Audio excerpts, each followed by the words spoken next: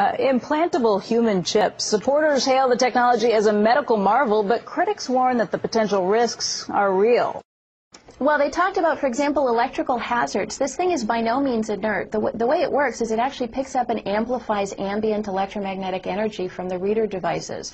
And if you have one of these things in your arm and you get within range of a powerful electromagnetic field, it can actually burn you.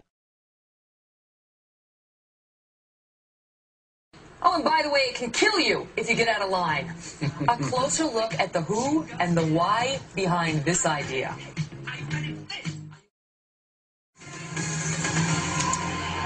All right, this next story may sound like something out of, well, a Hollywood thriller. A Saudi inventor has created a killer microchip. It's designed to track terrorists and criminals and, well, you can think of somebody. Not only does it include a GPS device, it also has a lethal dose of cyanide, which can be activated at any time. You get my point?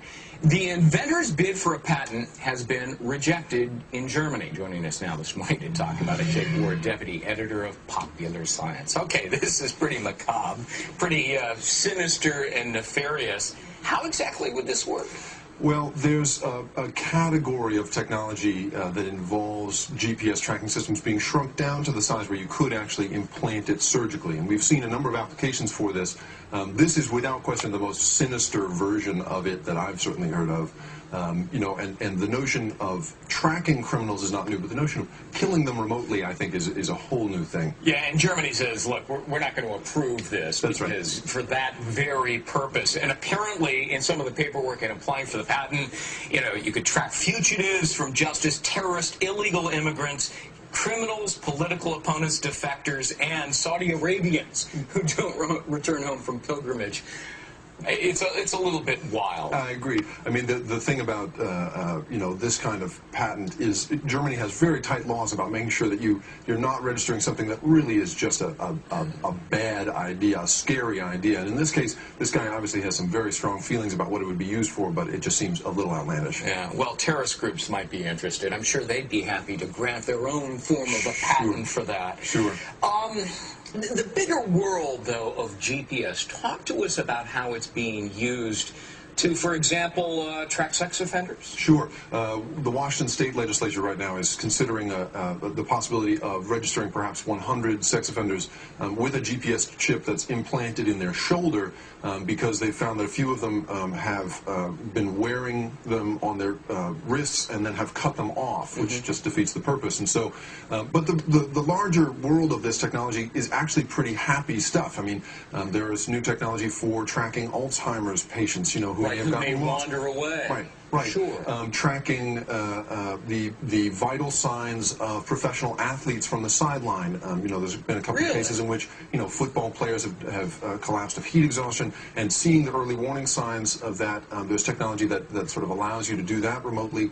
You know, even something as benign as keeping track of your dog, you know, a radio frequency tag implanted in your pet, the vet, you know, finds a stray, scans it, and finds its rightful owner in an instant. Yeah. Do you see an explosion of the use of GPS devices? And obviously a lot of people are concerned about an intrusion of privacy. Absolutely, sure. I mean, I think that there is a trade-off there, and obviously this you know, the inventor who filed for this patent has gone across the line in terms of privacy. Yeah. But you know, the use of GPS in the future will allow you to, you know, you'll never lose your wallet again. You'll never lose your keys again. Right. It's that kind of stuff where you're going to, you know, you'll be able to beep any object you own, you know, and find it in the house. And so, you know, there's the vicious expression, and then there's the really, really helpful expression that I think we'll see in the future. You know, I lose socks in the dryer. I don't know how that happens. Maybe that would help me in that regard. Thanks. Jake Ward, deputy editor of Popular Science. Interesting stuff. Thanks very much. I've got my little buddies microchipped. Do you really? Yeah. I do, just in case they get away, and then you bring them and then you take them to like the checkout counter at the grocery store and you scan them, and then they say, I belong to Megyn Kelly. That is very cool, yeah. Their chip has been approved by the FDA as a Class II medical device in order to identify high-risk patients in an emergency situation. It's elective, It's voluntary, and it is certainly critical to the evolution of information technology in healthcare. Oh, go ahead. You have one in your arm right now. That's correct. Where is it? It's in the upper right arm. It's a simple injection process, just like getting a shot of penicillin. Is it painful? Not at all. They numb the area slightly. You don't feel it. They put a Band-Aid on it. Within 2 days, you don't even know it's there. And can we, I don't know, did you get a good shot of this, Peter, the chip? I don't know how tight you can get on it, but these are small, and you've got a scanner with you right now. That's correct. Right? This is the passive scanner. The critics would say, and I listened to it, and I'm trying to figure it out, but they use the "they" word a lot. Is there a vast RFID conspiracy out there that is they would say this is a slippery slope. This is the first thing. This is the way you lull us into a false sense of security. We all get these things. And then the next thing you know, I don't know, it's making like Soylent Green. Like the Trilateral Commission, or the whole world gets taken over, like in Terminator 3 or something. Is anything? I mean, do we need to worry? There's no conspiracy, Joe. You sure? I'm sure. I'm looking at you. I'm looking at your eyebrow. It twitches when you say that a little bit. And I'm looking back at you. Come off? And let me say this. As far as the RFID industry is concerned,